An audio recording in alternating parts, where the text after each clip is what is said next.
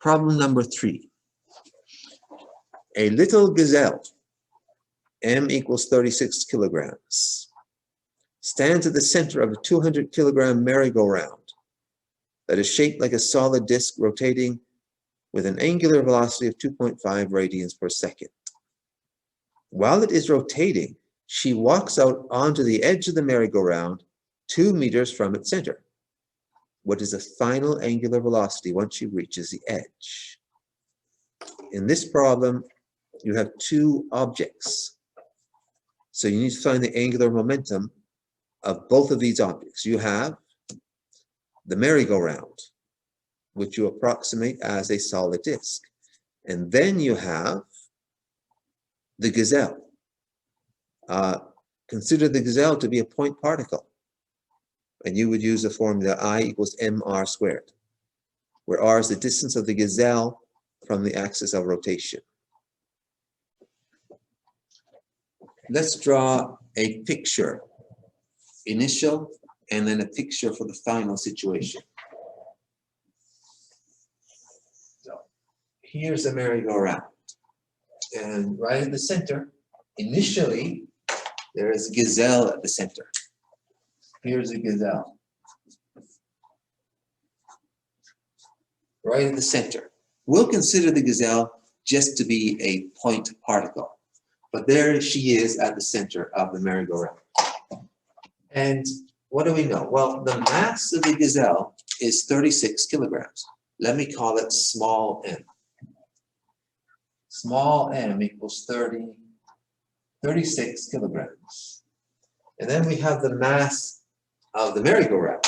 I'll call that big M. And that equals 200 kilograms. So the gazelle is here, and then the gazelle is going to walk to the edge of the merry-go-round. And that is R equals 2.0 meters.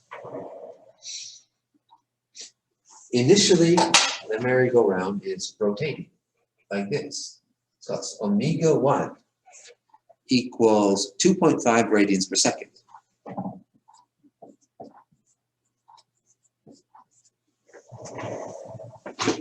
So this is initial.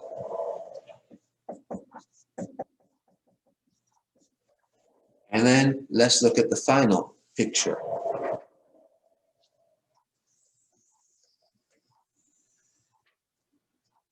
So this is final. Now the gazelle is over here at the edge.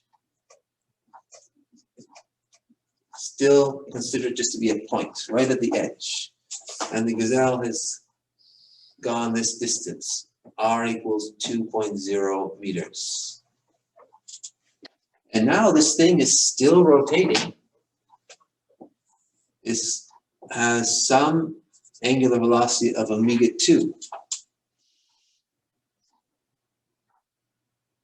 So when the gazelle walked to the edge, the gazelle exerted a force on the merry-go-round, and the merry-go-round exerted a force on the gazelle.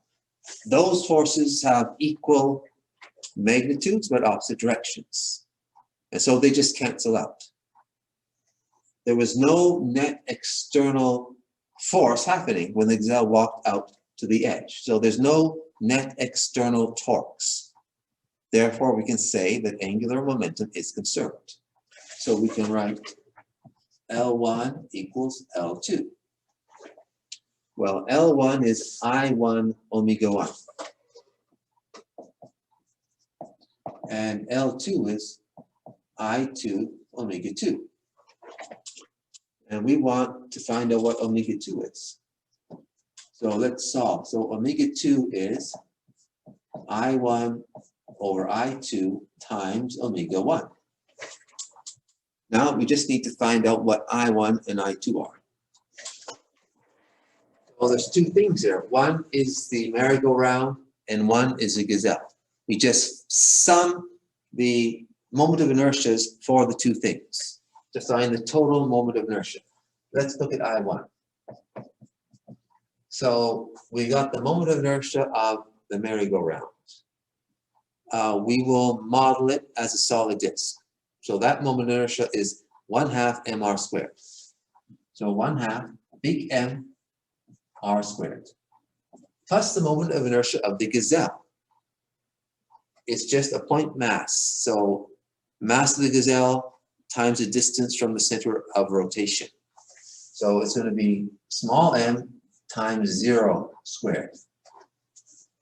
Because in this situation, the gazelle is at r equals 0.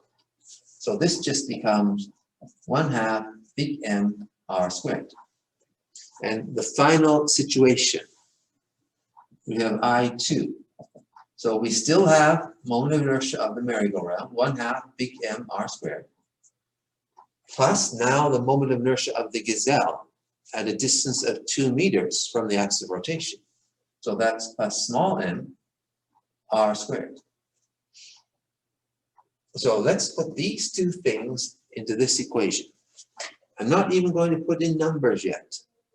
Let's work with symbols.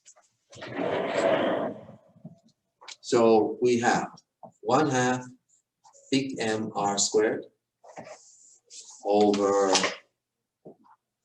1/2 big M r squared plus small m r squared times omega 2. Oh, times omega 1. Like that.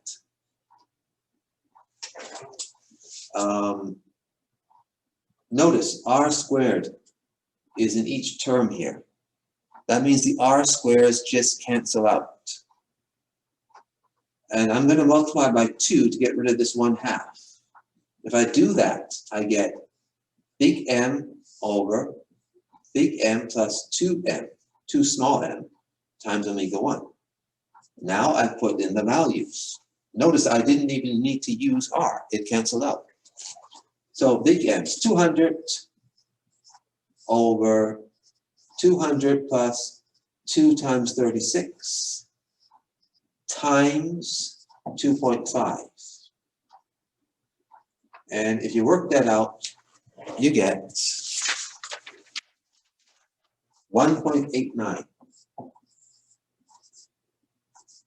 radians per second. So there's our answer. It makes sense because it is smaller than the 2.5 radians per second. And we expect that because we increased the moment of inertia. We added this extra term, mr squared.